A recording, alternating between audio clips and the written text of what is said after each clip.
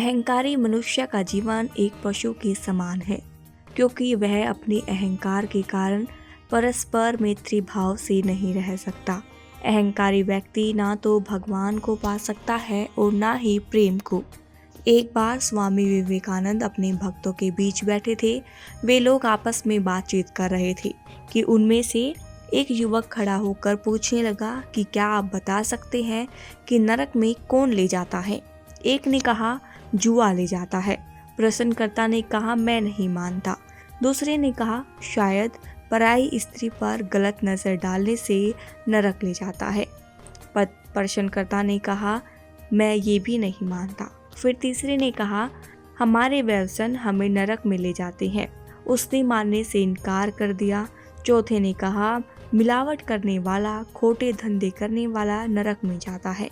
इस तरह लोगों ने कई तरह की बातें बताई। वह युवक हर बार यही कहता कि मैं नहीं मानता। विवेकानंद तो चर्चा में मशगूल थे। जब उनका ध्यान इस ओर गया तो उन्होंने पूछा, क्या बात है? आखिर आपका प्रश्न क्या है? लोगों ने प्रश्न और उन द्वारा दिए उत्तर बताए, पर यह स्वीकार नहीं कर रहा है। विवेकानंद ने कहा, अगर तुम जानना चाहते हो कि नरक में कौन लेकर जाता है तो उसका उत्तर मैं तुम्हें बता सकता हूँ।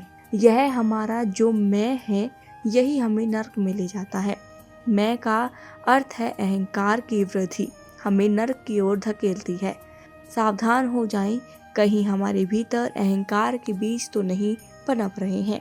सावधान हो जाएं, कहीं हमारे भीतर अहंकार का सूल तो नहीं उग रहा है।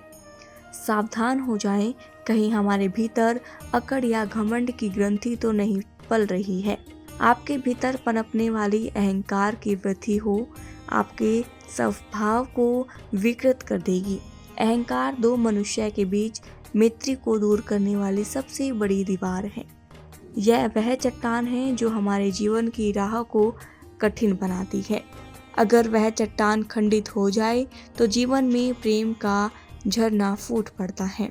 किसी को भी बात को तिल का ताड़ और राई का पहाड़ बनाने में अहंकार को सबसे बड़ी भूमिका होती है। कोई कितना भी समझाए, आदमी अहंकार को छोड़ नहीं पाता और इसके चलते अपने मधुर संबंधों में खटास डाल देता है।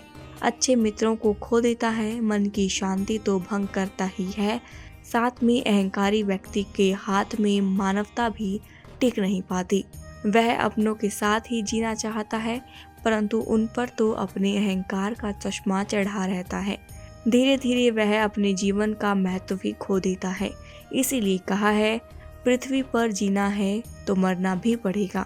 इसलिए यह वाक्य सही है, जीना यहाँ, मरना यहाँ।